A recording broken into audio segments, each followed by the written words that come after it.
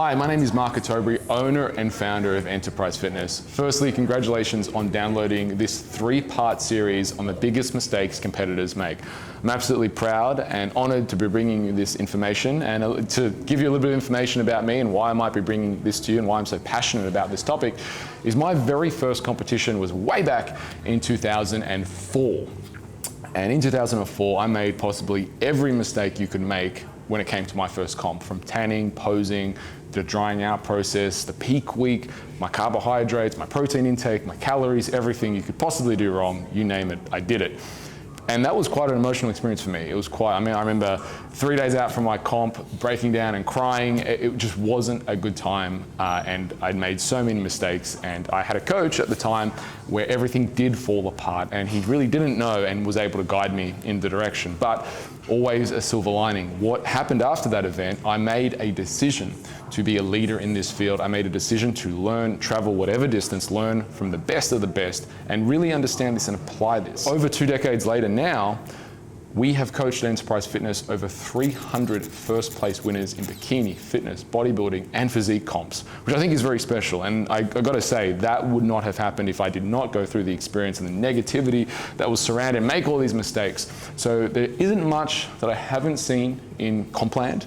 And I mean, there's always things that surprise me, but we definitely have the recipe for success. And we definitely have seen and done it so many times that I know we can help you. So in this video series, what I really wanted to do is get into the most common mistakes and give you super high value. So whether you train with us here at Enterprise or not, you know the pitfalls to look for in terms of looking for a coach, and the pitfalls if you're coaching yourself, or the pitfalls that you may make so you don't make them and you get up on stage and you don't have to go through the hardships that I personally had to go through and unfortunately see many others who aren't coaching with us or who come to us from other coaches go through. So let's get into it. This is mistake number 1. I'm going to be focusing on the nutritional mistakes that people make and really spelling out the problem. The goal of these videos, by the way, is not necessarily to get you to come train here at Enterprise, but to give you the tools and insights that you need to make decisions about your comp prep, and also then be able to figure out who potentially you want to go with in terms of a coach, or if you're going to do it by yourself. And obviously, of course, you are welcome to reach out to us here at Enterprise. So with that said, let's get into the meat and veg mistake 1.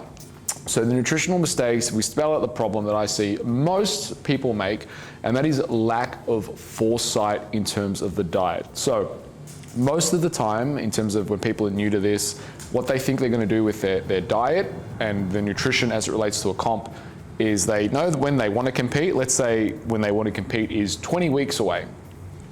They simply slash their calories, they print off a diet on the internet, or they get their friend's diet and they follow that diet right up until the day of the show with really no changes, no exceptions, and they hit the day.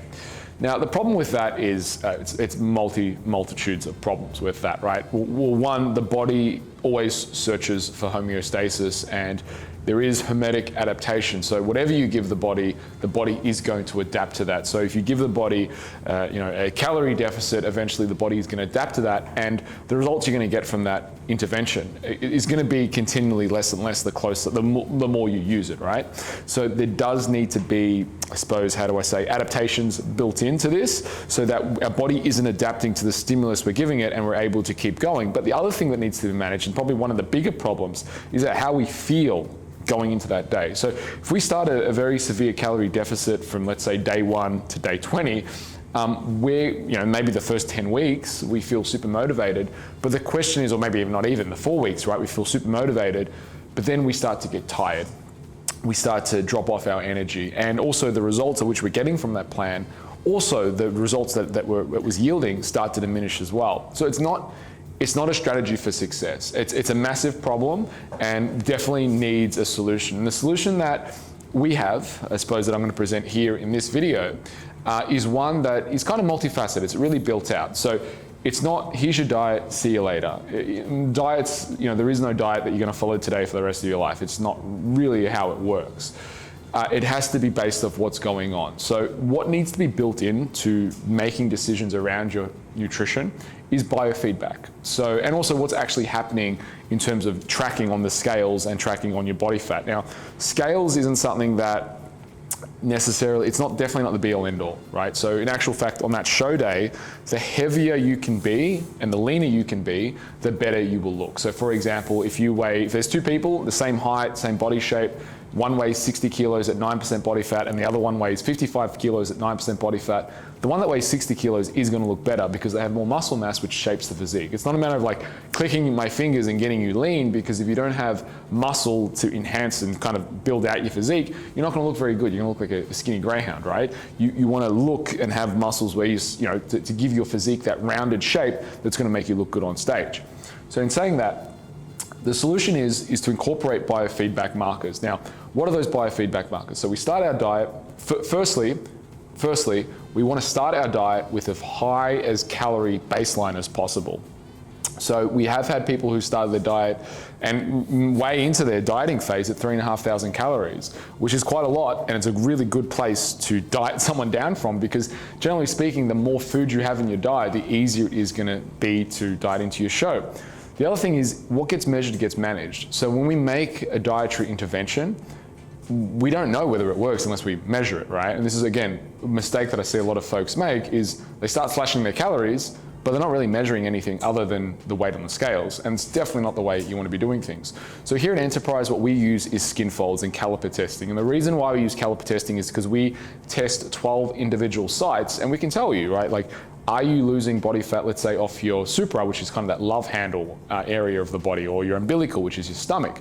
Are you losing weight? Or, we also measure face, which measures early drops in body fat. So we can very specifically see how our nutritional intervention is matching up in terms of the results that you're actually getting from a physical perspective, which also, again, eliminates the scales, because when we just jump on the scales, we're seeing a indicator number of you weigh 60 kilos or 70 kilos, but it doesn't tell us anything about your body composition, and that's where it's at. So if you're not going to use calipers, you could use like a myotape. A myotape is what, the tape you put around you has a button, and it's an easy way to measure yourself. But again, if you're losing weight from your stomach and gaining size, if you're losing measurements from your stomach but gaining size on your arms and your legs, that's a sign that you're on track, because you're building muscle, and that's going to indicate body composition changes rather than, or let's say even staying the same on your arms and legs but losing circumference on your stomach. That's also a good sign. And the scales, let's say, are staying the same. That's a good sign that your body's recompositioning. And what we generally find is that,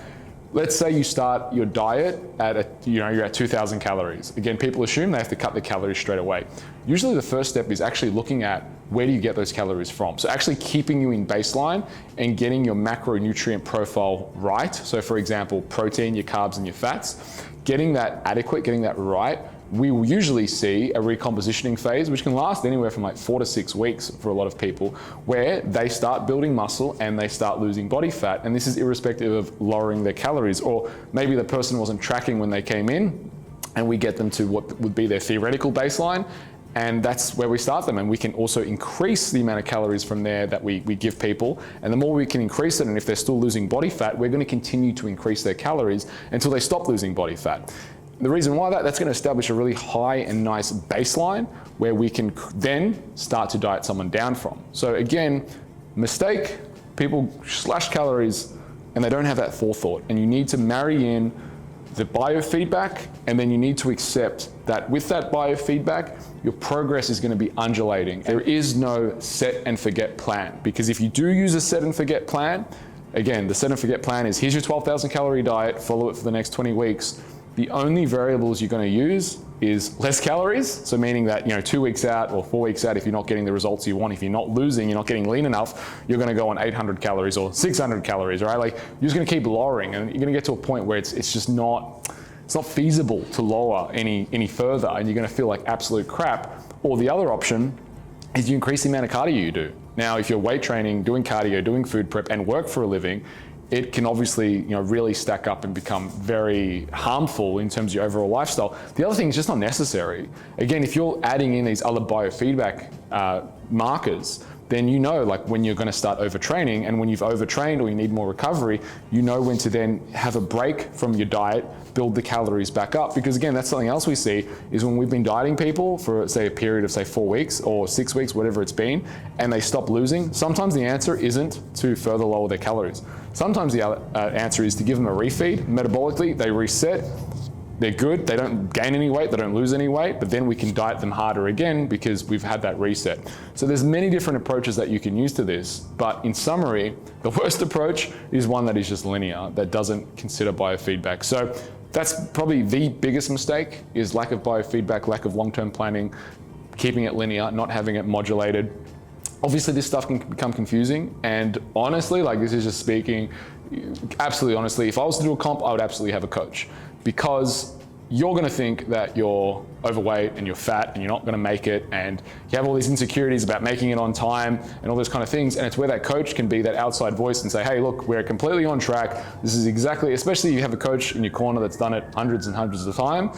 And here at Enterprise, we've trained hundreds of competitors. In fact, we've had 300 first place winners in bikini, fitness, physique, bodybuilding over the years. I've been doing this for 20 years, so we definitely have a lot of experience when it comes to comp prep, and can be that, I suppose, stoic voice of reason when you want to go and just push yourself and diet and burn body fat all year round because you're scared you're not going to make it. I get the psychology of it, but it's not helpful, and this is where it definitely does need to be managed, and you need to go into these things with a steady hand. So I hope you have enjoyed this video. I want you to stay tuned to your inbox. Tomorrow I'm going to be covering the biggest mistakes competitors make in regards to their training, and the day after that we're going to be talking about the third biggest mistake, which is just focusing on how you look. So stay tuned for those, and see you in your inbox tomorrow.